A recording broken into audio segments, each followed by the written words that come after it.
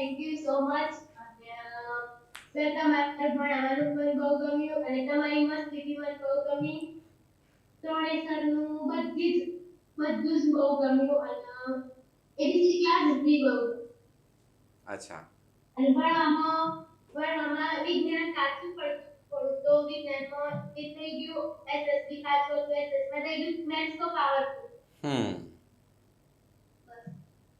અચ્છા. બીજું તો બધું અમને બહુ ગમ્યું કે આખો દિવસ પાછા મેસેજ કરશે સાહેબ મારો છે ને સ્વભાવ એવો છે કે હું બોલ કરું છું તમે પ્લીઝ ખોટું નહીં લગાડતા મારી જીભડી જ એવી છે ચાલ કરે છે આખો દિવસ.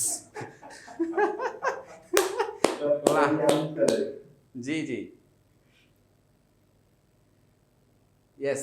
કેમ છો તમારે શું કહેવું છે એઝ એન પેરેન્ટ્સ? બસ તમારી બેસિક ક્લાસિક જોતા છે ને જે તમારો ક્લાસ ચાલતો હોય એ ટાઈમ પર મીડિયાની સાથે જ હોતા તમારો મારી અમને બી મજા આવતી સાંભળવાની. Okay thank you. સૌથી ખાસ અગત્યની વાત છે બાકી વિદ્યાર્થીઓ તેમજ વાલી મિત્રોને કહી દઉં કે ક્રેશ કોર્સમાં જોડાયા બાદ સૌથી વધારે અગર જો ક્રેશ કોર્સનો લાભ લીધો હોય તો એ છે મહિમા. It's great. તાલીઓ તો બનતી હે યાર. સૌથી વધારે જો અગર કલાકોની દ્રષ્ટિએ લીધો હોય કે સૌથી વધારે ક્લાસ ચાલુ થાય ત્યાંથી લઈને છેલ્લે સુધી ચોટી રહેવું એની અંદર મહિમા ઇઝ ટોપ. એને છે ને દિવાળી પછી જોઈન કર્યું પણ અત્યારે એવું થાય છે કે દિવાળી પહેલા એને જોઈન કર્યો બહુ સારું હતું એમ બહુ પસ્તાવો થાય છે એટલો બધો પસ્તાવો થાય છે કે પહેલા કર્યો તો બહુ સારું. અને એમાંય મને તો તમે જે ભણાવો છો ને તો એટલું ગમે છે ને એમ નહીં કે સાંભળે જ કરવું પડે. એ તો રાતે 4 વાગે હમણાં એક દિવસ કહેતી હતી કે સાહેબ હજી કન્ટિન્યુ કરો ને લે આમાં જ જીવન છે હજી કાલે બીજા કામ છે.